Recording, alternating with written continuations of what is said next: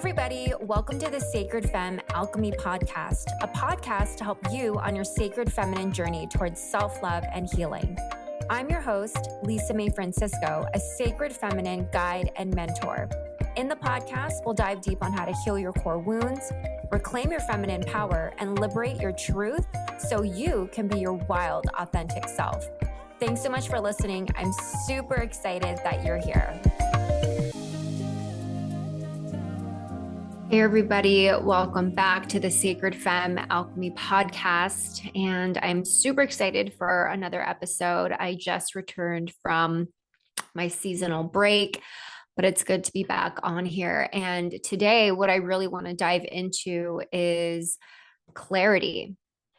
And this is tying into my upcoming 6-week group program that is an immersion of Kundalini yoga and meditation and different workshops. It's called Rebirth to Radiance. And I had this idea of birthing this program because as some of Kundalini has just been such a powerful transformational experience for me. I got certified and there's just so many amazing gems that I received as downloads throughout the whole training. I was doing it for 4 months and it was really, really intense where we were doing our sadhana practices at 5 a.m.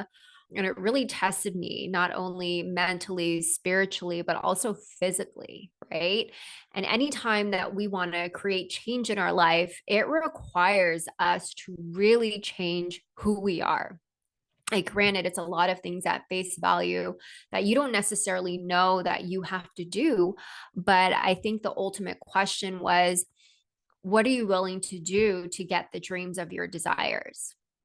And I see it sort of as this landscape of the infinity symbol of surrender and patience and time and dreaming and losing. And so it's what's really coming up for me is this idea of polarity, this idea of, and we actually worked and meditated on it in one of the Kriyas, the Kirtan Kriya, which is infinity, life, death, and rebirth. And that when you want to change in your life, you have to be willing to let go of something at the same time because you need to create space. And if there is no space, then there is no room for the manifestation. There is no room for that growth, right? So that's why we weed our garden. That's why we have forest fires that are intentional sometimes to create space. And so in my program, we're really going to get crystal clear on different areas of our life. And that's the first part. That's the foundation for creating any type of change. Because if you don't understand your true north of where you're going, then how can you redirect your GPS system, or how can your GPS system really understand where to go? And so that's why the first week is going to be all about understanding and really trying to figure out what is it that we truly want in this life. And then each week we're going to dive deeper into a different theme. So we're going to have body and self-love. We're going to have creativity, unleashing the original you. We're going to have work, career, and dharma, really busting through those money wounds. What does internal and outer abundance look like? And then we'll look at our heart and see where we are in relationships. Do we have fulfilling relationships in our lives that make us feel whole, that make us feel nourished? Friendships, romance, family, all of that work. And then lastly, we'll celebrate and we'll learn to manifest with our highest desires, with our soul. And so I'm super excited to offer this. And for the next 5-6 weeks, I'm going to be doing a little bit of a preview of what will happen inside. And so that is why today I'm focusing on getting clarity on what we want. And today it was unexpected. I feel like it's so apropos. There's some cosmic sort of synchronicity that's happening in my life. And it's almost as if I didn't know that I was off the path until I realized how on the path that I am. And whenever I know that I'm on the path. What that looks like for me is all of these magical synchronicities start to happen. All of these things and symbolism start to happen as if somehow some divine cosmic order was just orchestrated into my life. And it started on, I believe it was Friday. I was in bed and I have been reaching burnout. I would say the last month or so, and I didn't realize it. And I ended up hurting my neck. And it's, I guess, even though I can tell you, oh, this was the reason why, maybe it was a lot of experiences leading up to it that needed me to pause and really reflect, because I don't think if my neck was hurting, would I have actually come to this conclusion for myself of what does sustainability look like for me so I don't get burnt out? And what is the sense of urgency of how much I need to do things in my life versus allowing it to happen and unfold? And that's just me controlling. And so for me, what that showed up as is I have these big goals, I have these dreams, and I have these desires. And sometimes what gets in the way of that is my timeline of when I want something. I want it. I know what I want, and I want it now. Where is it? And I take my will back from source, from spirit, from the goddess, and I don't trust them. I'm like, all right, y'all are taking way too slow. I told you what I wanted. It's like me going in the kitchen in the back, talking to the chef and telling the chef, hey, can you hurry the F up? I'm hungry, right? I want to eat now. And so that is how I've been running. That's how I've been operating. And what that does is it leaves little room for any magic to happen. It leaves little room for how the goddess wants to come in and help me. It leaves little room for the goddess to show me that I am taken care of. And it puts my ego in the very center. And so maybe my sadness starts to slip up a little bit. Maybe my prayers are different, and I start to become finite in myself. I start to think that I don't have support. The goddess isn't taking care of me. I don't believe in higher power. I start to come into certain situations and experiences with my ego. I get very judgmental, and I'm not connected to my heart. I'm disconnected to my heart, and I'm thinking more with my mind. I'm thinking about money. I'm thinking about jealousy or acting out of jealousy, and I'm not trusting. And so that's how I know I am out of alignment. And I also know I'm out of alignment when I'm burnt out. I'm burnt out because I'm doing way too much. And the reason why I'm doing way too much is because I want to expedite the timeline. I think that if I do more, it'll be faster and it'll be here now.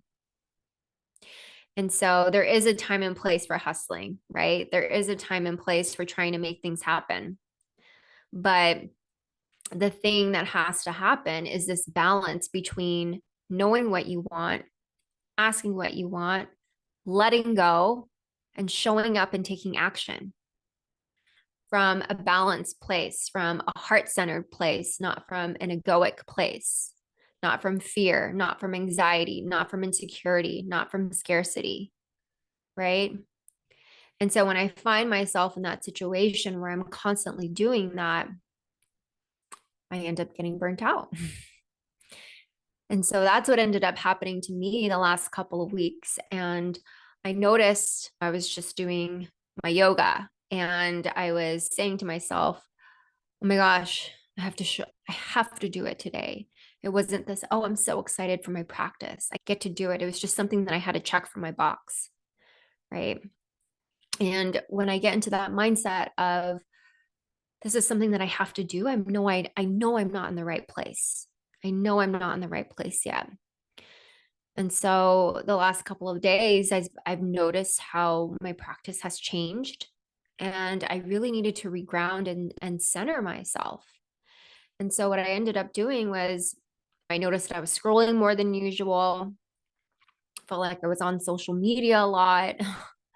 I had this desire to shop, and it was this trying to fill this insatiable hole with digital scrolling, doom scrolling, trying to fill this goddess sized hole that I know can't be filled by anything else.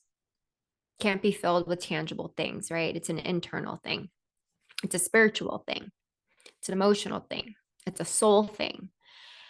And so when I know that I'm in that place, that's a trigger warning for me. And my goal is that anytime anyone works with me, whether it's, the membership one-on-one or just any of the classes or workshops that I do, my goal is to help you gain that type of awareness. Because when we become aware of our thoughts, when we become aware of our behaviors, we can start to understand and anticipate where it is that we need to redirect.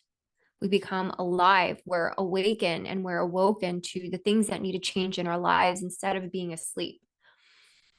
And so this has been many years in practice of really knowing myself, and it may come off as like thinking too much, but it's because I'm so aware of like how things affect me. I can pinpoint certain things of certain conversations that trigger a certain reflection in my eyes. And I'm constantly looking at myself as an observer as I'm experiencing the thing. And that's, for me, that's the goal of Kundalini yoga, to have that higher awareness, higher consciousness. That's all the work that I've done in 12 step, my spiritual journey, all of that. It's just become habitual. It's embodied wisdom. And I think that's why it's so important when I structured this Rebirth to Radiance group program, that we have that built-in reflection time for reflective prompts, right? We are asking ourselves those different questions to help us get deeper into what it is that we actually want. And so when I found myself in this place of being on the brink of yet another again of burnout, I had this experience where I said, I really want to get into my tantric practice of sadhana and doing japa meditation, which is you're given a mantra and you recite it and you repeat it in your meditation. And it puts you in this beautiful trance and you awaken those qualities within the goddess within you. And I woke up with this thought when I was in bed, when it felt like emotional hangover the other day. And I said to myself, I want to have a new mantra to work with. And I hadn't been practicing Tantra for a while. I had a bit of a scary experience with the goddess Kali Ma, and I found myself in a left-handed Tantra experience, and that completely freaked me out. And so I was like, okay, I'm not doing this. I'm dropping it. I'm just going to immerse myself in Kundalini, and that's going to be it. But that's a whole separate story for another time and place. And I stopped my practice. And what ended up happening was I just dove more and more into Kundalini. I let go of working with the different Hindu deities and practicing my japa and just really leaning into that practice. And I remember just waking up and I said, and I've been doing Kundalini a lot, and my soul is craving, it's craving the goddess, it's craving source, it's spirit, the divine mother in me, because I've started to have my ego as the center of my life rather than living as if the goddess was the center of my life. And I know that when I do that, when I put it first, when it becomes a central pillar, then everything in my life I can show up for. I'm more connected to my heart. I know how I am when I'm spiritual. I know how I am when I meditate in the morning, when I have my daily spiritual practice before anything else, before I talk to anybody, before I check my phone. It's so important to me. It's my way of living. And it's brushing my teeth. It's analogous to brushing my teeth, my spiritual soul, my emotional teeth. So I don't say things that I'm going to regret later. So I don't act on false stories in my head as if they're real, because I can sometimes, and I can get in my head and I can project, and the projections that I have start to become reality of what I actually think. But if I bring my heart in, if I bring my highest self in, if I bring my wise woman in, I know that's not fact. And so I have to really catch myself. I have to make sure that I don't have these spiritual cavities, right? And it's a lot of hard work. It's discipline more than anything. And most importantly, it's superficially, it's also knowing the results that I'll get. It makes me feel good. It makes me happy. So I'll do that. And it makes me show up in the way that I feel very proud of, that I love, and it makes me love myself more. I'm more connected to myself. I'm more connected to my soul when I have a spiritual practice. And so that's why I do it. And that's why I love guiding women to develop their own spiritual practice with it, whether or not maybe they have religious trauma, but we get to use whatever name we want to spirit. It's just connecting to something much larger and greater than you that allows you to see that your purpose on this earth is beyond you, that you being here has a purpose as a teacher to someone, to help someone think differently. The experiences you have are lessons for other people. And if we start to lean into that and we start to see that every single experience we have, whether it's challenging or filled with so much joy, is maybe a lesson in someone else's spiritual curriculum, right? We start to think of our life as more sacred.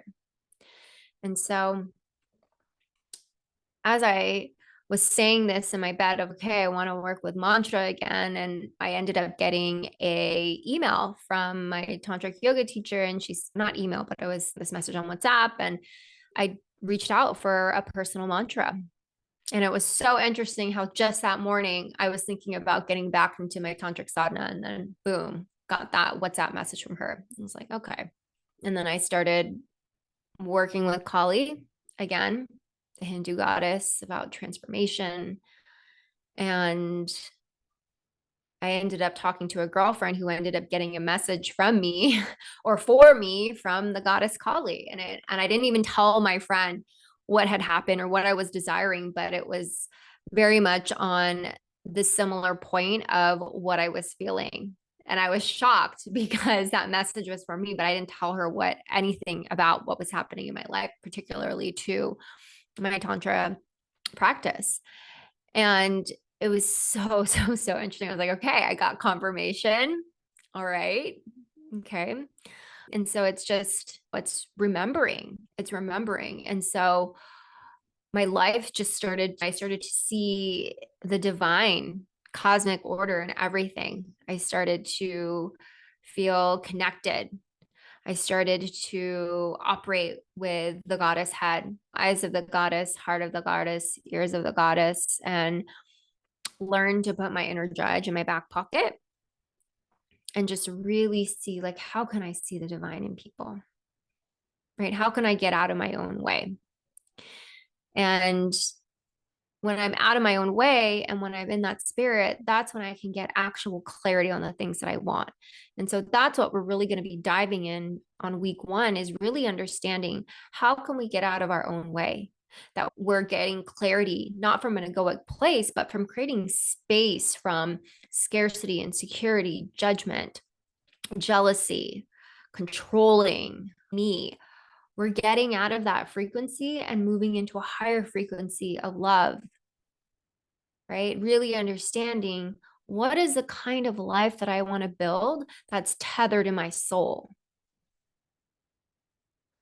And I attended this workshop for my other Kundalini teacher, and we were focusing on connecting to our soul and working with our pranic body, working with our breath to connect with our soul, because when we don't have prana in the body, our soul leaves the body. And so that's actually the fastest way that you can work with your souls, if you do a lot of pranayama breathwork practices, right? And you'll start to notice too, if you do even holotropic breath work, that you'll have really strong sensations. And a lot of people have experienced Kundalini awakenings from that, where they just feel so connected to the mother energy, the divine feminine energy in their body. They literally feel bliss. And so it's so important to manifest from a clean place with integrity and ethics, because when we're actually working and manifesting and getting high clarity, it's important to know that this is for the highest good of all, because you can manifest all you want, but unless it's for the highest good for everyone, not just yourself, not the egoic place, then it won't happen. Like, obviously there's all these blocks as well, these subconscious blocks, but that's one of the blocks, is if it's not for the highest good of all, then it's not. Maybe it'll be a different format of the manifestation, but it might not be what you want. And so that's why I love doing that, is because once you get crystal clear, it's kind of like a reset. Every single New Year's, everyone has goals. Maybe you have your solar return, your birthday, and you're like, okay, was this the year that I actually thought it was going to be? What are the goals that I have for next year? All of those different things, because it's so important to have intention with the way that you live, to be present, right? That's what it means. It's to be present. Sure, you can be on autopilot, and sometimes it's nice to, right? But it's really important to be intentional with how you live your life. And when you are intentional with how you live your life, you can actually be present in the moment, that every moment is sacred. Be here now. And so that's why I love always manifesting and creating clarity from a clear place, because it allows us to really understand, what are we trying to build? And so it's going to be working with a lot of Empress energy, the fertility of it all, creating from that womb space, creating from your sacral chakra, right? And really thinking about, what do I want to bring into this world? Bringing to this world in relationships, bringing into this world through my work, bringing into this world with my body, really looking at your body as a temple. And so it's so important to really understand, how can I really anchor into this energy of intentionality and create and have big dreams and fulfill them. And then the rest of it is just going to be open and start to cultivate and nourish that higher awareness, so that you can start to see your own blocks. Each week has a specific theme of what we're working on. And there are always certain blocks that I see within those themes. And that's what we're really going to be diving into, is understanding that and moving past it. And so the goddess that power that we're really going to be working with is actually the Hindu goddess of Durga. And she's all about protection, dissolving all away any of those small limiting beliefs that you have, the thinking that you don't have any power. She's divine, mother, nourishing, and she's a warrior. And she is riding a lion, which is so, so, so beautiful. And in the program, I'll actually dive more into Durga and how we can embody those different qualities as we go on into our lives. Because the hardest part about or the most challenging I find is not just setting the direction for your path and knowing what it is that you want, but also keeping up on the path. Because sometimes it might get too hard. Sometimes there might be challenges and it's not easy. And so that's where we have to use our best judgment, knowing that we are in a loving and safe place, and that we can meet the deep end without drowning, that we are strong enough, that we are warrior-like, that we can do this, that we can, and that the change that we want doesn't come easy, and that anything that we actually truly want in life requires a lot from us. And so the equal amount of effort that you're going to put into the things that you actually want will equal itself out in the ratio, right? You get what you put in. And so that's why I'm super excited to jumpstart this little podcast series, to just dive deeper into what it is that we'll be going through, the different types of blocks that I see that we will be addressing. And it's just going to be so, so, so wonderful. I am so excited for it. I will link in the show notes how to join. The landing page is already up, so check it out. Feel free to DM me. Feel free to email me if you have any questions. And I'm so excited. I hope you join me. It's going to be an intimate container of 12 people. I am including men in here. So if you have a desire to work with me, I know I typically work with women, but I felt really called to open up this container to men as well. And so I think this work is really needed. It's really important in this world, because whether or not you're new to building a spiritual foundation, or maybe you've reached a spiritual hiccup and you just want to try something different, you want to work with the divine feminine energy, you want to work with Kundalini, you want to see what it's about, you want to understand different goddesses. It's a way for you to also awaken your own inner feminine. And this isn't just for women. I think it's really important that men should tap into their inner feminine of softness, especially in the type of world that we live in today. Connecting to your hearts instead of connecting to your ego. We need more of that. And so I really encourage you to check it out. I really encourage you to ask me any questions about it, because I would love to have you in there. But I hope that this beautiful episode served you. It's been wonderful to connect with you all, and I will talk to you all at another time. I'll see you for the next episode. Bye.